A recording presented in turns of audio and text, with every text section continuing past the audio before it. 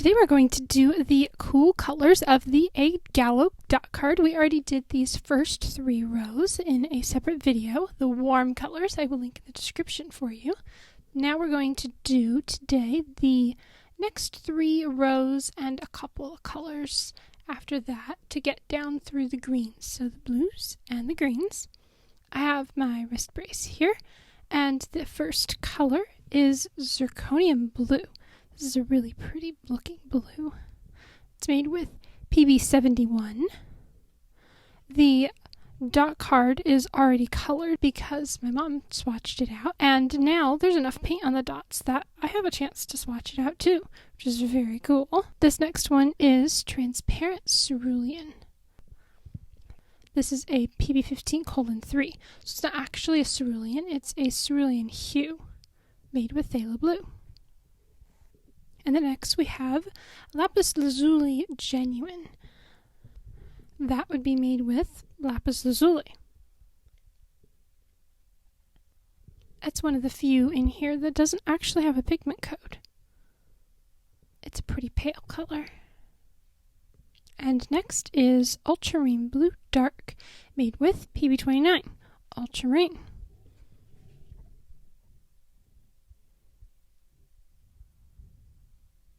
It's a pretty ultramarine color. And then next we have midnight blue. That is made with phthalo blue and PBK9. So a black and a phthalo blue. It looks kind of like a Prussian. That's pretty. I like really dark blues. And the next is Indian Throne blue.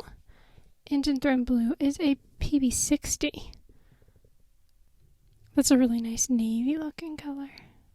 And then next we have teal blue. This is pretty. This one looks, well, I think according to the chart here it says it's opaque. This is a PB15:3 and a PG7 and a PW6, so it's white and phthalo turquoise. That would be really pretty for like tropical sea. And then next we have copper blue. Copper blue is 4 pigments. PW4, PG7, PW15:3, and PY3. It's like a phthalo turquoise and white with some yellow. It's kind of a sea glass color. It's really pretty. And then next we have aquamarine. That is a PB15:4, PG7, and PB29. Phthalo turquoise mixed with ultramarine. Ooh. And the next is Harbor Blue. That's a fun name. Harbor Blue is PB15:3, PBR8. Wow, that's like a brown and a phthalo blue. That one is very pretty. It's like a deep teal color. And next we have Viridian Hue. That's PG7 and PB29 mixed together to get Viridian. That's better than using the actual Viridian pigment, which wouldn't pick up as easily. And then we have Green Earth Cool, PG23. It's a much paler version of green. Add a bit more color here. Try to see the color. Colors that are pale like that will be much harder to paint with and to get enough color onto the brush if you have wrist strength issues. So I probably wouldn't end up using the Green Earth Cool. And next is malachite. Malachite is interesting. It is 4 pigments. The first one being eggshells.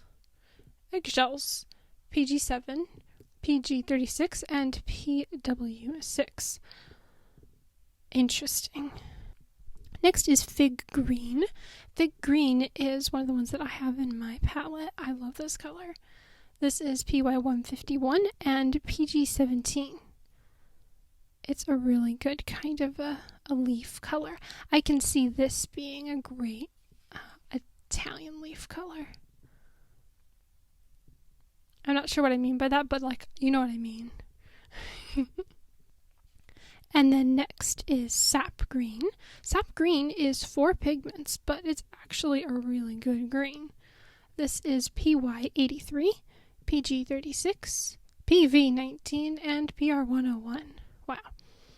That's a yellow and a phthalo green and a quinacridone rose kind of a color, and PR101, which is usually like a Venetian or an English red or something. And next we have chromium oxide green. This is PG17. This one is completely opaque. Like, that is completely flat. Look at that. I mean, it's almost gouache-like, right? I'm sure there are some uses for that. And then next we have olive green deep. You see that? It's kind of dark there. That's PY154, PY110, and PB29. So that would be like a primary yellow or something, and also a warm yellow, and then ultramarine. Interesting. It's a very good earthy olive color. And then next we have green gold. Green gold is PY150, PY184, and PG36. This one is being quite streaky. I'm not sure if I would want a color that was this streaky. That would be quite a challenge to work with. However, if you wanted tree bark, maybe, you could definitely get like interesting lines in the paint with this. Add some more water and see if I can smooth it out a bit. What's causing it to do that? And then next we have Green Earth Warm, PG23. So the one we painted with earlier was the cool version of Green Earth, and now this is the warm version of Green Earth. It's also a very pale color, but not a bad green. I just personally wouldn't pick a pale green. You can always just use water to lighten up a really dark color. So those are the greens, these 3 rows, plus the one on the next row. Next we will start with the French Ochre Sahara. That sounds fun. Let's pull the tape off here. So if you haven't checked out the warm colors version, you can check that out next. And I will be coming out with the earth colors in 2 parts after this. It's always so much fun to pull the tape off. This is so pretty. And I'm going to put this in with the warm colors page in my yellow binder. I'll have to show you that when it's done. When I have all 4 pages and all 4 videos done with this. And these are good sized dots. We were both able to paint with them. That is wonderful. There you go. Look at that. That's so pretty. Stick that back in here and let it dry. Thank you so much for watching. Hopefully you enjoyed this. I will see you in the next video.